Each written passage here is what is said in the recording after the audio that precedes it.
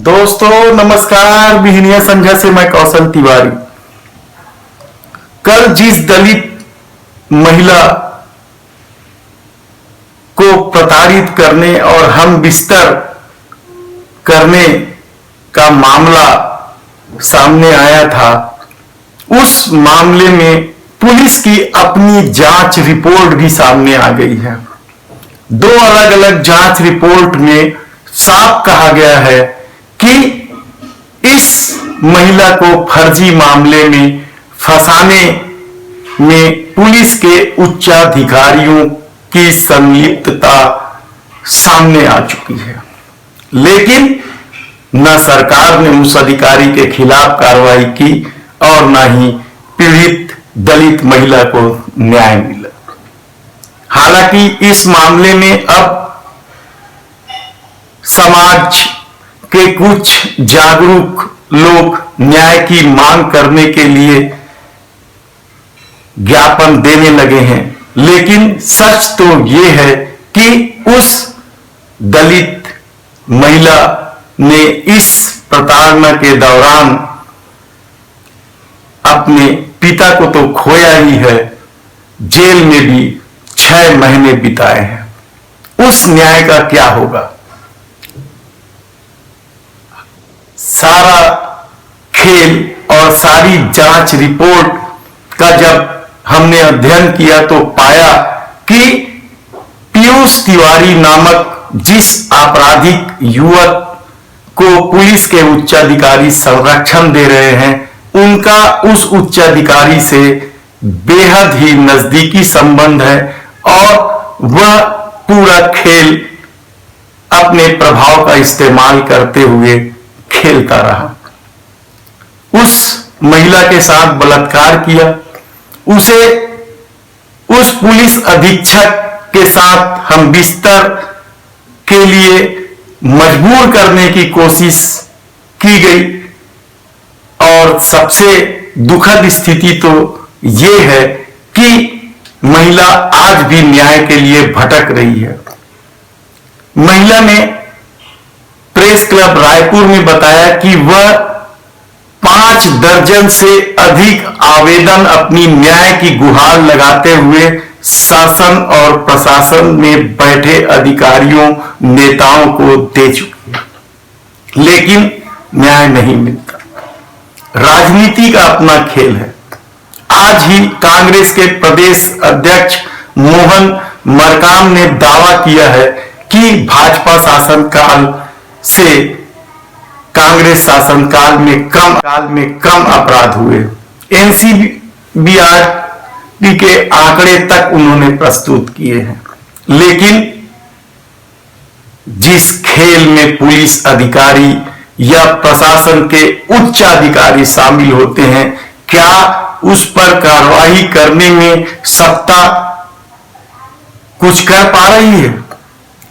आप यकीन नहीं करेंगे, छत्तीसगढ़ में ऐसे 2 दर्जन से अधिक अफसर आपराधिक प्रवृत्ति के भ्रष्टाचारी महत्वपूर्ण मलाईदार पदों पर बैठे हुए हैं और जिन्हें सत्ता का संरक्षण प्राप्त है।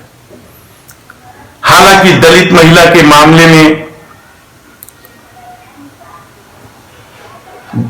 सतनामी समाज के गुरु बालदास ने कहा कि वे इस संबंध में मुख्यमंत्री से बात करेंगे और दलित महिला को न्याय दिलाने की कोशिश करेंगे कि जिस सरकार में उस समाज के 2-2 मंत्री बैठे हो, उस समाज की महिला के साथ इतना बड़ा अन्याय हो जाता है और दोनों मंत्री भी खामोश हैं। क्या होगा इस मामले का यह तो पता नहीं, क्योंकि पीड़िता का भी कहना है कि अब इस सत्ता से उसे न्याय की उम्मीद कम ही दिखाई दे रही है।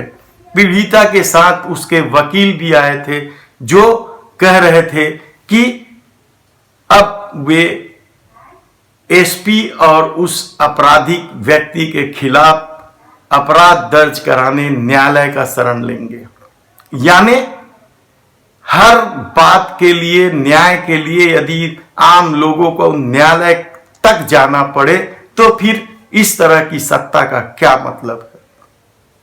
इसमें कोई दो राय नहीं है कि पिछले सरकारों ने जिस तरीके से अपराधियों के साथ मिलकर साठ गांठ कर इस शांत छत्तीसगढ़ को संभालने में चूक गई थी, इस सत्ता में भी उसी तरह की गलतियां लगातार होने लगी है।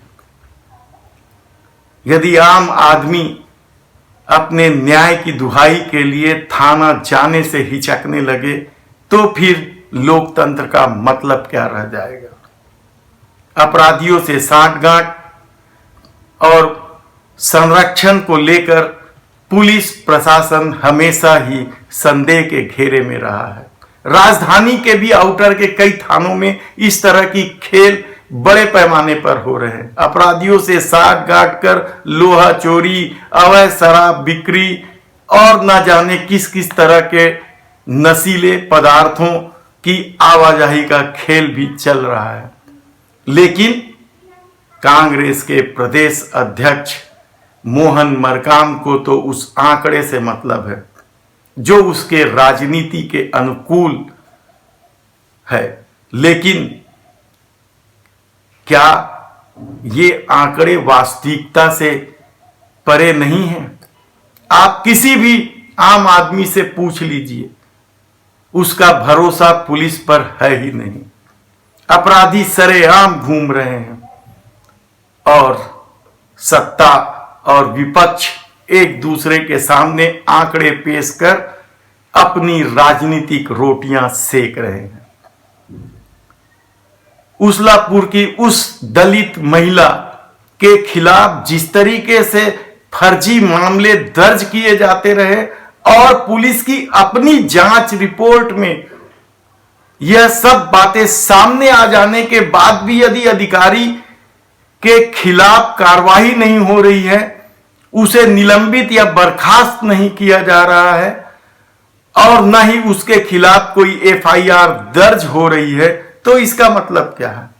हमने कल ही आपसे राजनांदगांव के एक और घटना का जिक्र किया था, जब एक रवि रोहित जैसे व्यापारी ने रायपुर आकर आरोप लगाया था कि किस तरीके से जब उसने तत्कालीन पुलिस कप्तान को पैसा देने से मना किया तो उसे फंसा देने की धमकी दी गई और उस धमकी को बकायदा अमल करके उसे कई सारे केस में 420 के केस में भी फंसा दिया गया। इस तरीके से प्रदेश में 2 दर्जन से अधिक मामले हैं जब पुलिस ने अपराधियों से साठ गांठ करके आम लोगों को फंसाया है। मामले कोर्ट में लंबित हैं, फैसला कब होगा, लेकिन क्या सत्ता अपनी तरफ से ऐसे मामलों की जांच करके दोषी अधिकारियों के खिलाफ कड़ी कार्रवाई नहीं कर सकती? लेकिन खेल कुछ और है। राजनीति में उन्हीं अफसरों के खिलाफ कार्रवाई होती है जो सत्ता के अनुकूल नहीं होते हैं। एक बार आप जरूर सोचिए कि इस तरह का खेल क्या लोकतंत्र के लिए उचित है। धन्यवाद।